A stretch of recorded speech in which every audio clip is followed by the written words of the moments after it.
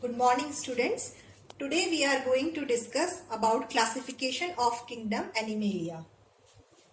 Before we begin, let's do a recap of common characteristics of the kingdom Animalia. As we know that all the animals which belong to the kingdom Animalia are multicellular. That means they are made up of more than one cell. Their cells are eukaryotic. That means that all the organelles will be enclosed in a membrane. They are heterotrophic, means they cannot synthesize their own food. Their cells do not have a cell wall, neither do have any chloroplast present in their body. The food is stored in the form of glycogen or fat. Vacuoles are mostly absent, and even if it is present, it is very small in size. And they follow holozoic mode of nutrition. It means they ingest their food. So let us see what are the different criteria which we use for classification of kingdom Animalia.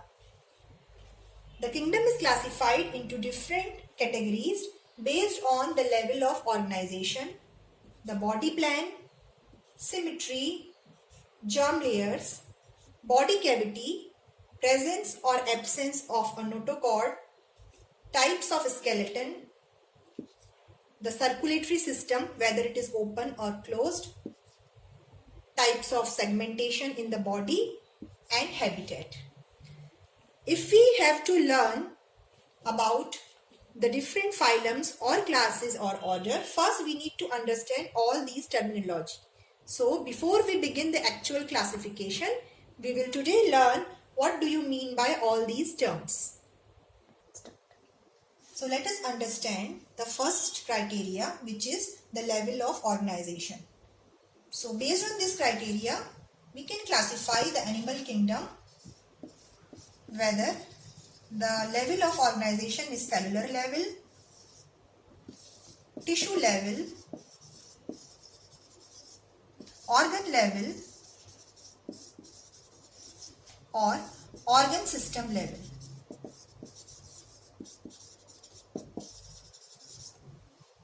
All the organisms which belong to this category will have only cells. The cells will not group together to form tissue. And we know that all the organisms of Animalia kingdom are multicellular. But these cells will not form any tissue. While if we talk about tissue level of organization, the organisms which fall under this category, the cells will come together to form tissue. But these tissue will not form any organ.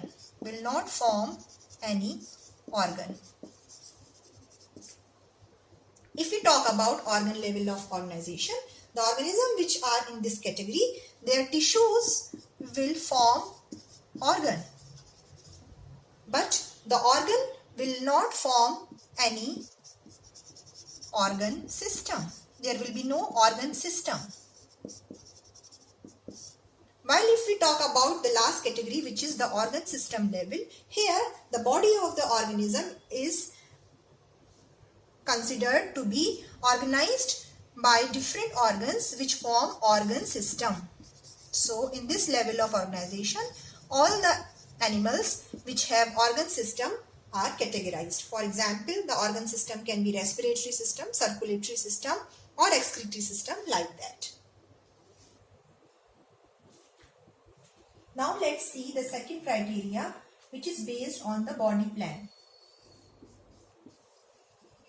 Now based on the body plan, we can classify organisms into three categories. Second one is blind sac body plan.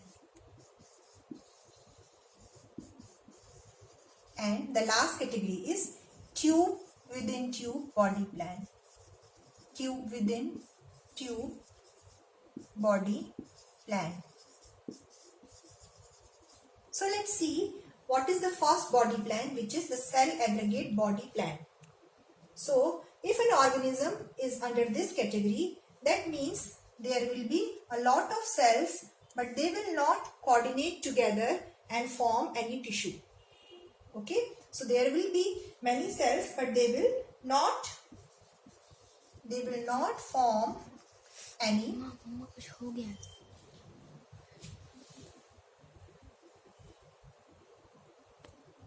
So cells do not form any tissue, and since the tissues are not there, therefore there will be least division of work. Okay, now let's come to the second group, in which we categorize all those organisms which have blind sac body plan. So what does it mean? Unlike the cell aggregate body plan, the organism in this category will have tissues. These were not having any tissues, these will have tissue. Their digestive system will be incomplete. They will have only one opening for mouth and no opening for anus. Now let's come to the third category, which is tube within tube body plan. So in this case also there will be presence of tissues, but their digestive system will be well developed. Here the digestive system was incomplete. They have two openings. One for ingestion of food, that is intake of food, and another for the egestion, for eliminating the waste product out of the body. So let's again do a recap. According to the body plan, organisms have cell aggregate body plan, where they have only cells which work together but do not form any tissue. Blind sac body plan, where cells aggregate to form tissue and they have only one opening for mouth. Tube within tube body plan, where there will be two openings, one for ingestion and the other for egestion.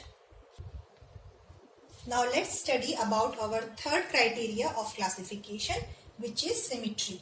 So let's first understand what do we mean by symmetry. Symmetry is any imaginary axis which can divide an organism into two equal parts. Suppose I draw a circle. Can we draw any imaginary line which can divide this circle into two equal parts? Yes, we can draw it like this. We can draw it like this. We can draw like this. Okay. So, any line which can divide an organism into two equal parts is called symmetry. So, based on symmetry, the organisms can be called as asymmetrical.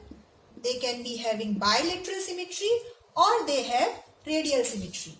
So what do we mean by any organism having asymmetrical body? Asymmetrical body means that the organism does not have any symmetry. Therefore, they cannot be divided into two equal parts. We can't divide them into two equal parts. Do you remember about amoeba? The body cannot be divided into two equal parts. They will be entirely different from each other.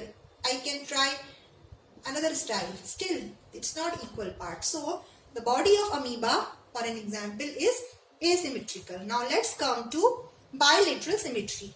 Now, in this category, organisms can be divided into two equal parts, but only at one plane. Let's say the example of a human being. We can only divide it into two parts like this. If I want to divide it like this into equal part, it's not equal part. These parts are not equal. So only at one plane I can draw an imaginary line to divide the organism into two equal parts. That's called bilateral symmetry. Now let's understand about radial symmetry. Here the organism's body can be divided into two equal parts from more than one axis. Like this example. But here it was a normal circle. So do we have any organism which can have radial symmetry? Think about starfish. Starfish is one such animal which can be divided into two equal halves by drawing more than one imaginary line. Or octopus. Octopus also has radial symmetry. Okay, so let's talk about our fourth criteria, which is based on the germs layer. So let's first understand what do we mean by germ layer. We know that when male and female gamete fuse, they form zygote, and later on this zygote divides to form germ cells. Now these germ cells arrange into three different layers, which is called ectoderm, mesoderm and endoderm. So these are the three different germs layer. So based on the presence and absence of germ layer, organism can be called diploblastic and triploblastic. So as the name suggests, diploblastic means they will only have two layers, while triple means three. So they will have all the three layers. So organisms which have all these three layers in them, that is ectoderm, mesoderm and endoderm, are classified under diploblastic organisms, while if the layers are only ectoderm and endoderm, they are called diploblastic organisms. In this case, the mesoderm will not be present, only there will be some mesoglia, which is a kind of indifferentiated layer which will be present in between the two. Okay. Another criteria is the body cavity. The body cavity is also called coelom. So based on the type of body cavity, we can categorize organism as acoelomates, pseudocoelomates or coelomates. As you know, A means not. So that means organism here will not have any body cavity. Body cavity will be absent. Pseudo means false. Remember we learnt about pseudopodia in amoeba, which we called as the false feet. In the same manner, coelom means body cavity. Pseudocoelom means that the body cavity is not completely developed. Okay, so that means the cavity will be lined by patches of mesoderm here and there, not completely surrounded by mesodermal layer. While the coelomates, the body cavity will be well developed, very well developed. What does it mean? It means that all the three germ layer, we learned germ layers are ectoderm, mesoderm and endoderm. So all these three germ layers will be well developed when an organism has coelomates and the body cavity is fully developed. Another criteria is notochord. So let's understand what do we mean by notochord. Notochord is a stiff rod-like structure which supports the body. If we go literally, noto means back and cord means string. So if this notochord or the back string is present, those organisms will be coming under chordates. And if this notochord is absent, those organisms will be classified under non-chordates from this word chord. Okay, so all the vertebrates are chordates while all the invertebrates are non-chordates. Now here are few more criteria which are self-understood based on the terminology. They are not as difficult as we learnt about the earlier terminology because they were very new to you. So one category of classification is based on skeleton. So we all know what is skeleton. Okay, so based on whether the skeleton is endoskeleton or exoskeleton, we can classify organism in these two categories. Endo means inside. So when skeleton is present inside the body, those organisms will come under this category, endoskeleton. If the organism has skeleton present outside the body, the outside layer is very, the outer surface like in arthropoda. Okay, so those will be called as exoskeleton. It will be more stronger than the inside part. Another type is segmentation. Now based on segmentation, we can again classify organism as having pseudo-segmentation or metamerically segmented.